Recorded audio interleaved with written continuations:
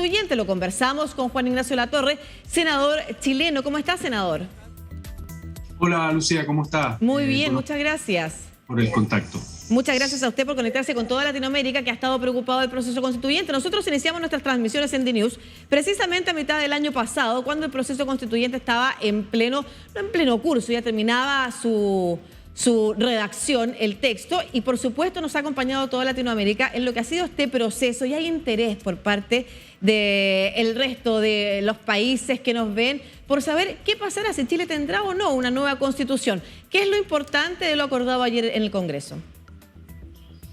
Sí, esta, hay que recordarlo, es una segunda oportunidad que tenemos como país para redactar una nueva constitución nacida en democracia, dado el fracaso de alguna manera, el triunfo del rechazo en el proceso anterior, el plebiscito del 4 de septiembre, donde el pueblo de Chile dijo de manera muy contundente que no aprobó un texto, una propuesta que se le hizo, pero no quiere decir que el mismo pueblo quiera una nueva constitución democrática, ¿no? Entonces eso implica hacer una revisión, un análisis de las cosas que no funcionaron bien del proceso anterior, que no le hicieron sentido a la gente, y buscar una segunda oportunidad, que es una apuesta. Acá no está garantizado el éxito, pero es una apuesta donde luego de 3 meses de negociación entre las distintas fuerzas políticas de la derecha, del centro, de la izquierda, las que tienen mayor representación parlamentaria, digamos, en nuestro país, acordamos un nuevo diseño para un nuevo proceso constituyente. Y esto tiene varias etapas.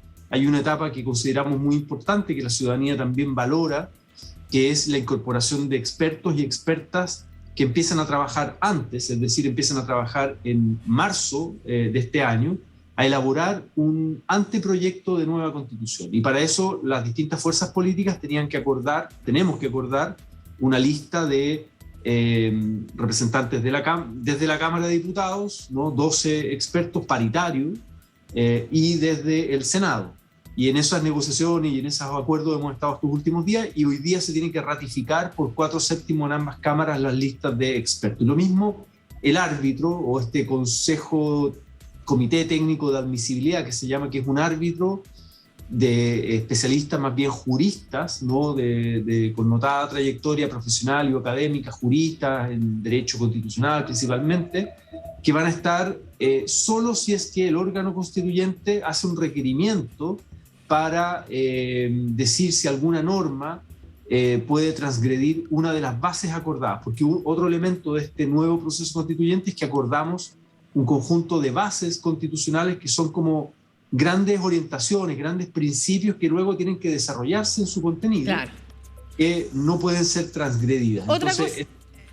Sí, le quería comentar que otra cosa que se aprobó ayer en la Comisión Bicameral es lo que mencionábamos, ¿no es cierto? El reglamento de funcionamiento de estos órganos, que será revisado hoy en sala. ¿Cuáles son los puntos más importantes de ese reglamento, senador? A ver, es un reglamento largo que tuvo muchas indicaciones, fue un trabajo muy largo esa comisión bicameral, hasta toda la noche estuvieron tramitando las indicaciones, y básicamente lo que hace es recoger la experiencia anterior. Hay un grupo de secretarios del Congreso Nacional que hicieron una sistematización del mismo, de cosas que funcionaron bien, cosas que no funcionaron bien, y además se complementa con el reglamento que tiene hoy día el Senado del Congreso Nacional. Pero además se incorporaron indicaciones vinculadas a la participación ciudadana, por ejemplo, las distintas etapas, a regulaciones de los distintos espacios, es decir, del Comité Técnico de Admisibilidad, de los expertos y del órgano constituyente, tiempos, procedimientos, por ejemplo, cuánto tiempo tiene que demorarse el árbitro para fallar, si es que una norma transgrede o no unas bases, cosas de ese tipo que queden bien regladas, es decir, que las reglas del juego estén muy claras al momento de comenzar a trabajar. ¿Esto por qué? Porque en el proceso anterior, recordemos, una vez que fueron elegidos los nacionales constituyentes, demoraron algunos meses, no recuerdo si fueron 3 meses. 3 meses, así, claro, en elaborar el reglamento, que son las reglas del juego, ¿no?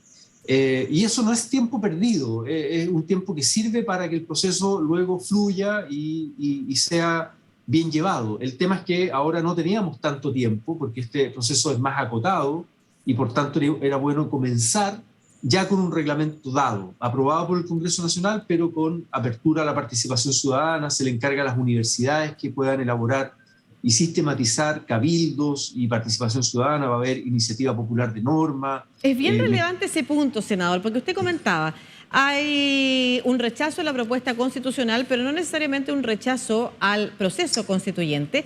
Y una de las características que ha levantado críticas de este proceso que hoy se discute y se elabora y se diseña en el Congreso Nacional tiene que ver precisamente con la participación de expertos o el señalamiento de bordes que constreñirían la discusión constituyente, ¿no es cierto?, que debiera ser abierta, libre, y la participación de expertos que son designados por los partidos políticos. Todo eso ha generado discusión, entendiendo el proceso constituyente como un proceso que debiera ser ampliamente ciudadano. Sin embargo, el proceso anterior, por parte de algunos constitucionalistas relevantes, tanto de Chile como del mundo, también careció de una participación que fuera significativa en los momentos deliberativos, no solamente en los procesos de apertura y cierre del proceso en general, ¿no es cierto?, con los plebiscitos de entrada y de salida, sino que en la etapa deliberativa, pese a que se hicieron estos mecanismos como de propuesta de normas que se tenían que discutir. ¿Cuáles son aquellas fórmulas que usted cree que distancian del proceso anterior respecto de la participación, la abren, pese a estas instancias que constriñen la discusión por sus bordes, porque hay expertos que luego van a redactar dentro de esos bordes una nueva propuesta, en fin, y reducen la discusión de alguna manera, pero que permitan legitimar el proceso ante la ciudadanía? Sí, la verdad es que hay cosas que se aprenden del proceso anterior y se recogen. No es que todo lo que ocurrió en el proceso anterior fue malo. Hubo elementos muy positivos, por ejemplo, la iniciativa popular de norma. Eso se mantiene y se mantiene en distintas etapas. Las audiencias, por ejemplo, al mismo comité de expertos y luego al órgano constituyente.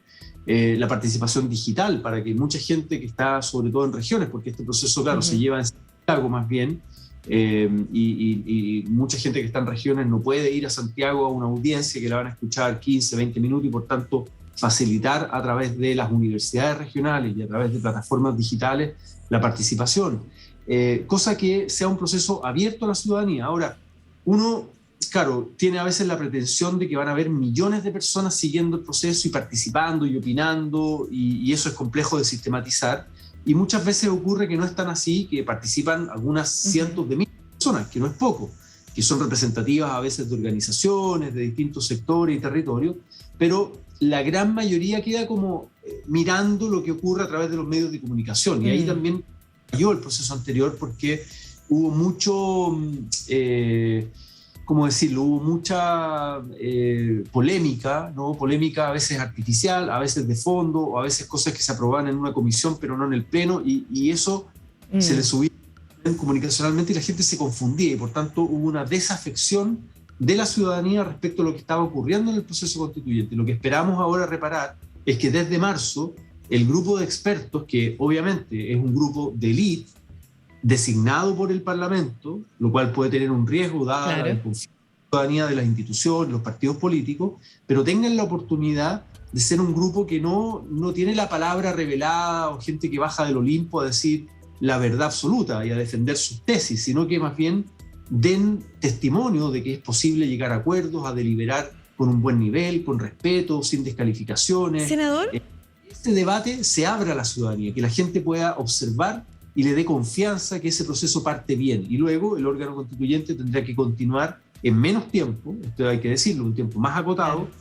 Luego en el plebiscito de salida, igual el pueblo soberano va a tener la última palabra. Si no le gusta el texto o no le gusta el proceso, igual puede rechazar en el plebiscito de salida. Senador,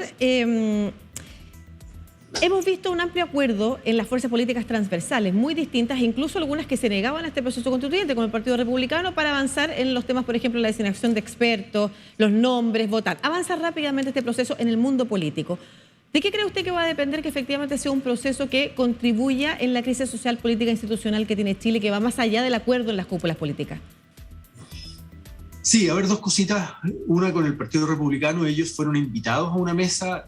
Todas las fuerzas políticas fueron invitadas al día siguiente del plebiscito por el presidente Boric en La Moneda, y luego continuó esto en el Congreso Nacional y hubo todas las mesas, todos los partidos estuvieron en la mesa, pero luego se fueron bajando. El Partido Republicano claramente tiene una postura política, ideológica, de mantener y conservar lo más posible la Constitución del 80, el legado de Jaime Guzmán, de la dictadura cívico-militar. Esa es mi interpretación y por eso ellos no les gusta este proceso, no lo defienden y van a hacer, creo, lo posible por intentar boicotearlo. Esa es mi impresión. pero creo que hay un conjunto de fuerzas políticas, y me atrevería a decir también sociales, de la sociedad civil, del mundo de la cultura, del mundo académico, que entienden que Chile necesita una nueva constitución, necesita dejar atrás una constitución de origen ilegítimo que nace en dictadura en los años 80, que ya cumplió un ciclo político, que ya está obsoleta, que fue construida en un escenario no solo de dictadura y de una dictadura además de derecha, conservadora, lo cual impone una visión de la sociedad, sino que además en un contexto de seguridad interior del Estado, de Guerra Fría, de anticomunismo, etc. Y por tanto no se hace cargo de los desafíos del siglo XXI que tienen que ver con otra lógica, con cómo defendemos la democracia, la profundizamos, cómo garantizamos derechos sociales para la ciudadanía, cómo nos hacemos cargo de la crisis climática y ecológica, cómo generamos una descentralización que sea efectiva, el poder de las regiones, pero al mismo tiempo mantener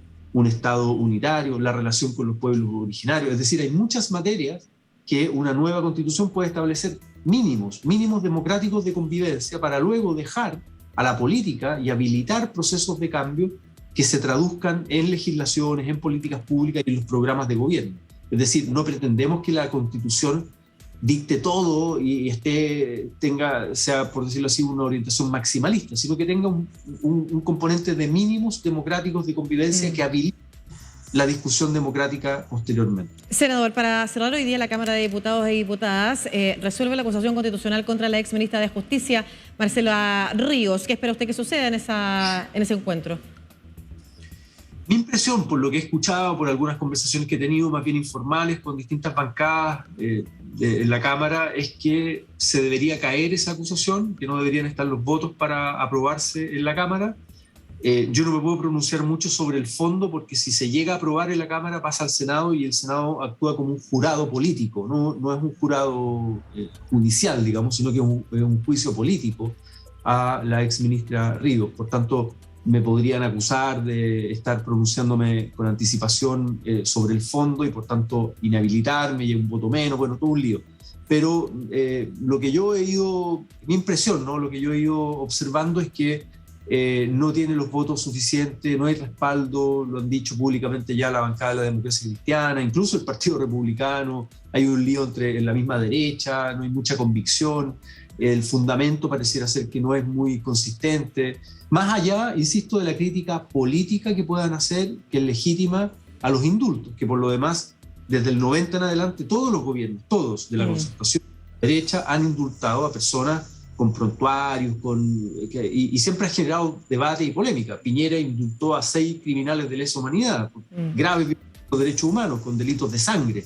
Acá no hay ningún indultado por ese tipo de delitos, pero igual genera polémica. Sabemos que es una decisión impopular y que está muy bien la crítica política en democracia, pero otra cosa es que tenga fundamento la acusación constitucional contra una ex ministra. Además ya pagó el costo, ya renunció, ya salió del cargo, digamos. Entonces es una pérdida de tiempo, me parece que no aporta mucho al debate y me parece que se va a caer en la Cámara de Diputados. Es lo que Veamos lo que sucede hoy. Entonces, eso contribuye también a que el oficialismo siga avanzando en una discusión que está de fondo. Le voy a preguntar, ¿sí o no nomás, senador? Porque sé que se tiene que ir. ¿Lista única o 2 listas? Lista única. Nosotros como Revolución, yo soy presidente del partido y hemos definido políticamente un voto a favor de una lista unitaria del oficialismo. Perfecto. Esto en el marco de las elecciones, que no son en mucho tiempo más, para los consejeros constituyentes, tema que conversábamos hoy, el proceso constituyente con el senador Juan Ignacio Latorre de Revolución Democrática. Muchas gracias, que esté muy bien. Muchas gracias, Lucía. Buen día, que estén bien.